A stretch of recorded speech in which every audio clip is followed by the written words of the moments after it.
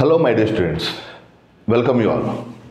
ఈరోజు group 1 mains science and టెక్నాలజీకి ఎలా ప్రిపేర్ అవ్వాలి, దానికి సంబంధించినటువంటి ఆస్పెక్ట్ని డిస్కస్ చేసుకుందాం.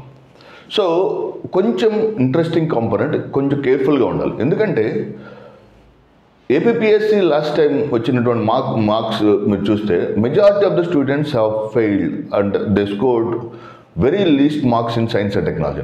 ఓకే, సో ఫర్ ఎగ్జాంపుల్ 150కి 60, 70, 75 ఆన్ అన్ యావరేజ్ 75 మార్క్స్ దగ్గర ఆగిపోయారు.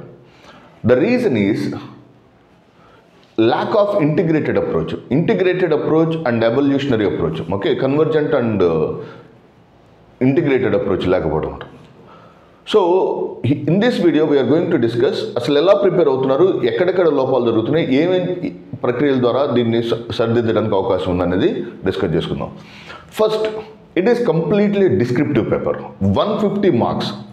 సో తెలంగాణలో కూడా ఆల్మోస్ట్ 150 మార్క్స్ అని చెప్పొచ్చు. అంటే 100 marks S and T plus 50 marks environment. ఏపీపీఎస్సీలో pure 150 marks science and technology, environment ఒకటే పేపర్లో వస్తుంది. ఓకే, సో ప్రాబ్లం ఎక్కడ వస్తుంది, ఎందుకు ఎక్కువ స్కోర్ చేయలేకపోతున్నారు? నెంబర్ 1, దీన్ని క్వశ్చన్ అండ్ ఆన్సర్ ఫార్మాట్లో ప్రిపేర్ అవడం అనేది పెద్ద తప్పు. Not only in science and technology, ఎవరైతే క్వశ్చన్ ఆన్సర్ ఫార్మాట్లో ప్రిపేర్ అవుతారో వాళ్ళ యొక్క విజయ అవకాశాలు గణనీయంగా తగ్గుతాయి. అది ఫస్ట్ గుర్తుపెట్టుకోండి. ఒక టాపిక్ టు ఆన్సర్, ఒక టాపిక్ని తీసుకొని దానికి మల్టిపుల్ లేయర్స్ని, మల్టిపుల్ సెగ్మెంట్స్ని కవర్ చేయటం one of the best approach. కానీ ఒక క్వశ్చన్ తీసుకొని 1983 ఎస్ఎన్టీ పాలసీ యొక్క విధానాలు అని చెప్తే, సో అటువంటి క్వశ్చన్లు ఆ కాలం, ఆ జమానా వెళ్ళిపోయింది అనమాట. సో ఫస్ట్ 3 నోటిఫికేషన్లు అలా జరిగినాయి. చాలామంది ఇంకా పాత ప్యాటర్న్లో ప్రిపేర్ అవడం వల్ల సరిగా ఆన్సర్స్ని ప్రజెంట్ చేయలేకపోతున్నారు. Let me explain you one simple concept. For example, 4th industrial revolution గురించి అడిగాడు మన టీఎస్పీఎస్సీలో. Okay, so 4th industrial revolution అంటే ఏంది, 4th ఇండస్ట్రియల్ రెవల్యూషన్కి సంబంధించినటువంటి కాంపోనెంట్స్ ఏందని అడిగాడు అనుకోండి. 4th ఇండస్ట్రియల్ రెవల్యూషన్ అంటే you must focus on, for example if it is 4th industrial revolution, 4th industrial రెవల్యూషన్లో యూ మస్ట్ మెన్షన్ వెబ్ 3.0 చెప్పాలి. And you should also mention the concept called as blockchain technology చెప్పాలి. Blockchain technology.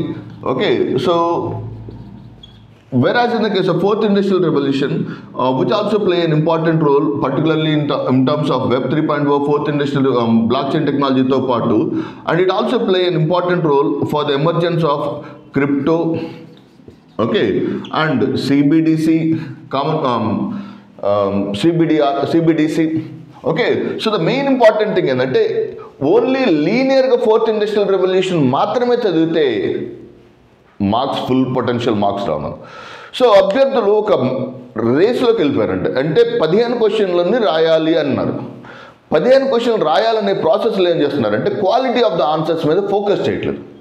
They are focusing on quantity of answers. Okay, అన్ని పేపర్లు నింపాలి, ప్రతి question పేపర్లో 15 క్వశ్చన్లు రాయాలి అనేది ఉదాత్తమైనది. So it is very good.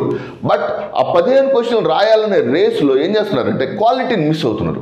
ఎందుకు క్వాలిటీని మిస్ అవుతున్నారంటే 15 పాయింట్లు ఎలాగోలా డంప్ చేసే ప్రాసెస్లో they are not at all focusing on the integrated approach.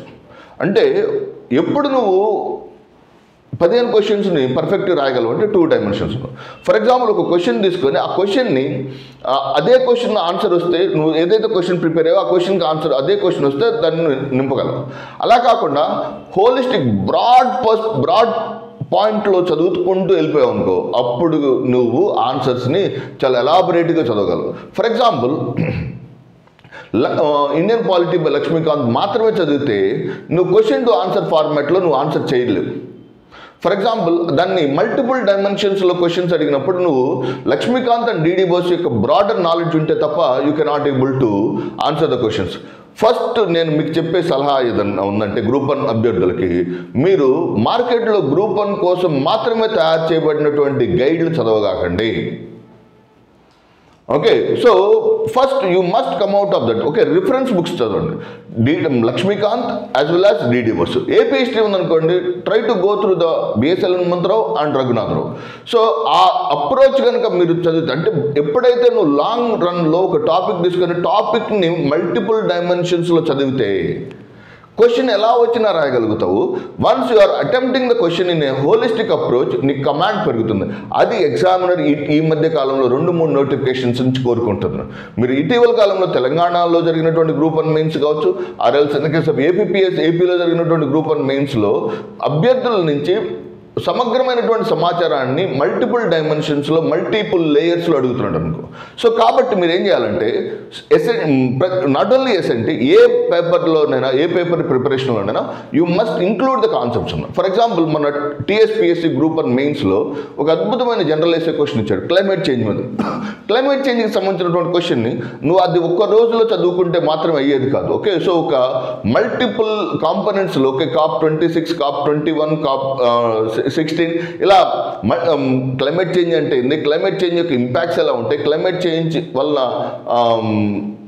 You can see the అననుకూలమైనటువంటి వాతావరణ పరిస్థితులు వస్తాయి. ఎప్పుడైతే అననుకూలమైన వాతావరణ పరిస్థితులు వస్తాయో that will leads to the multiple dimensions. Okay, migration సంభవిస్తాయి, మైగ్రేషన్స్ వల్ల అంతర్యుద్ధాలు సంభవిస్తున్నాయి. సో ఆ అంతర్యుద్ధాల వలన అక్కడ ఉన్నటువంటి స్థానికంగా ఉన్నటువంటి లోకల్ పీపుల్కి అన్రెస్ట్ ఏర్పడుతుంది. మనం చూస్తున్నాం ఫ్రాన్స్లో జరుగుతున్నటువంటి అంతర్యుద్ధాలు కావచ్చు, ఆర్ఎల్స్ బ్రిటన్లో జరుగుతున్నటువంటి వలసవాదుల పట్ల జరుగుతున్నటువంటి విషయాలు కావచ్చు, ఈ రోజున ట్రంప్ తీసుకున్న వీటన్నిటికీ ప్రధాన కారణం ఎక్కడ అనుకున్నారు, క్లైమేట్ చేంజ్. సో ఆ హోలిస్టిక్ అప్రోచ్ కనుక తీసుకురాగలిగితే ఆన్సర్ని చాలా ఎక్స్ట్రాడినరీగా తీసుకెళ్ళచ్చు. అలా కాకుండా ఓన్లీ క్లైమేట్ చేంజ్ యొక్క డెఫినేషన్ ఏంది, క్లైమేట్ చేంజ్ యొక్క ప్రభావాలు, క్లైమేట్ చేంజ్ యొక్క ఇలా అది ఒక స్ట్రక్చర్, బేసిక్ స్ట్రక్చర్, కానీ దాన్ని మల్టిపుల్ లేయర్స్లో తీసుకెళ్ళగలిగే ఆన్సర్స్ని ఎగ్జామినర్ ఇష్టపడుతున్నాడు. అటువంటి క్వశ్చన్స్ని ఫ్రేమ్ చేస్తున్నాడు. మీరు ఒకసారి చూడండి, CBDC central bank of digital commerce అనే క్వశ్చన్ కావచ్చు, ఆర్ఎల్స్ ఇన్ ద కేస్ ఆఫ్ ఏపీలో తెలంగాణలో అడిగినటువంటి క్లైమేట్ చేంజ్ రిలేటెడ్ క్వశ్చన్స్ కావచ్చు. ఓకే, ఫర్ ఎగ్జాంపుల్ ఒక కాన్సెప్ట్ చూద్దాం, development of science and technology in India. Development of science and technology in India అంటే first you must able to see that component in multiple layers. Okay, ఆ multiple లేయర్స్ని unfold చేసుకునే విధానమే నీ విజయావకాశాలను ప్రభావితం చేస్తుంది. ఇంట్రడక్షన్లో what ever the things, for example 4th industrial revolution, ఈ 4తో కలిపి ఒక ఇంట్రడక్షన్ పారాగ్రాఫ్ పెట్టు, వాటిని అన్ఫోల్డ్ చేసుకుంటూ వెళ్ళు, ఆన్సర్ ఎంత బాగా వస్తుందో ఆలోచించు.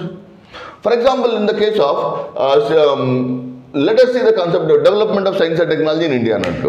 భారతదేశంలో సైన్స్ అండ్ టెక్నాలజీ యొక్క డెవలప్మెంట్, భారతదేశంలో ఎస్ఎన్టీ యొక్క డెవలప్మెంట్ అంటే ఏఎన్ఆర్ఎఫ్ గురించి ప్రస్తావించాలి, Anusandhan national research foundation, Rashtriya Vigyan పురస్కారాల గురించి చెప్పండి, వన్ నేషన్ వన్ సబ్స్క్రిప్షన్ గురించి మెన్షన్ చేయండి, అండ్ సిఎస్ఐఆర్ యొక్క రీసెంట్ డెవలప్మెంట్ గురించి చెప్పండి, R&D జీడిపిలో R&D యొక్క కాంట్రిబ్యూషన్ గురించి మెన్షన్ చేయండి. So and national super conducting missions చెప్పండి, క్వాంటమ్ టెక్నాలజీ గురించి చెప్పండి. ఇలా ఎన్ని లేయర్స్లో మీరు ఆన్సర్ని ప్రజెంట్ చేయగలిగితే then you can able to score extremely very good marks. వీటిని మళ్ళీ డెవలప్ చేసుకుంటూ మళ్ళీ వీటిని సెగ్రిగేట్ చేసి 1 by 1 లేయర్గా మార్చుకోవచ్చు అనమాట. So I personally suggest you science and టెక్నాలజీని ప్రాపర్గా integrative and evolutionary approach is very important thing. Evolutionary approach కనుక మీరు అడాప్ట్ చేసుకున్నారంటే ఎస్ఎన్టీలో మీరు ఈజీగా 110 మార్క్స్ తెచ్చుకోవచ్చు. Evolutionary approach is one of the finest approach. Recent ఎగ్జామినర్ని ఒక అంటే ఆన్సర్ రైటింగ్లో ఒక ట్రాన్స్లోకి తీసుకెళ్లేటువంటి ఎక్స్ట్రాడినరీ ఆన్సర్ని ప్రజెంట్ చేయొచ్చు through the concept called as what, evolutionary approach and integrative approach. So ఈ రెండింటిని మీరు అడాప్ట్ చేసుకోండి, డెఫినెట్గా మీరు మంచి స్కోర్ చేసుకోవచ్చు. ఓకే, సో 28th January నుంచి ఏపీపీఎస్సీ అండ్ టీఎస్పీఎస్సీ గ్రూప్ 1 మెయిన్స్కి సంబంధించినటువంటి సైన్స్ అండ్ టెక్నాలజీకి 1-to-1 personal mentorship batch is going to be started.